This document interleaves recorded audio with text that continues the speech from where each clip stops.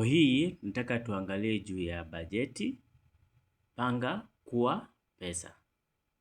Kwa wale ambao wanafanya kazi na maushirika, mpangilio wako mwenyewe, kampuni, ama katika mahusika tofauti, topiki hii itakusaidia sana kujifunza juu ya bajeti. Lakini leo tunaangalia juu ya maana. Na hii imetolewa na mimi Rasto Asienga, mwenyekiti wa Lisho. Hii ni ushirika usio wa serikali ambao unasaidia jamii tofauti pamoja na maushirika tofauti. Kwa hivyo, tunapo maana ya bajeti ni makadirio ya mapato na matumizi ya fedha katika kipindi fulani ili kuhakikisha mipango inafanikiwa kwa wakati uliotarajiwa.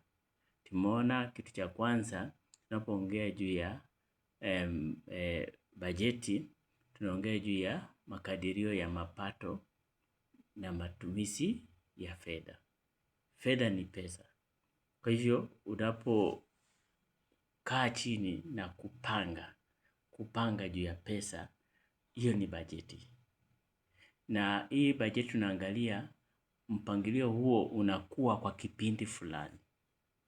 Tumeona serikali zikifanya bajeti ya kila mwaka, zingine zinafanya bajeti ya miaka 5, miaka 10 na kadhalika.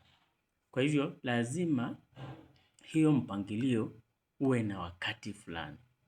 Na hii inafanyika hivyo kuhakikisha ya kwamba mipango inafanikiwa. Ukiwa na bajeti inakusaidia kufanikisha hizo mipango. Sio kutumia pesa kiholela. Ama kutumia pesa tu kila wakati jinsi tunatumianga pesa kama familia, unapata mshahara wako unatumia tu bila kupangilia. Watu wengi tunatumia pesa bila kupangilia. Kuna mashirika nyingi pia yanatumia fedha bila kupangilia. Wanakusanya fedha lakini katika matumizi wanatumia fedha hizo bila kupangilia. Kwa hivyo hawana bajeti. Na katika unaposajili ushirika, unaulizwa kutengeneza bajeti yako, bajeti ya mwaka mmoja ama kadhalika, ili waweze kujua kusudia kufanya nini na kwa wakati gani. Kwa hivyo ni vizuri sana kuwa na mpangilio wa bajeti yako, ili uweze kufanikisha shughuli zile ambao unataka kuzifanya kwa wakati fulani. Hiyo wakati ambao unatarajia. Bila bajeti mara nyingi ni ngumu sana kufaulu. Ni ngumu sana kuendeleza mikakati za ushirika. Kwa hivyo kama ni ushirika, ni vizuri kuwa na mipangilio ya bajeti yako ya mwaka na kadhalika. Asanteni.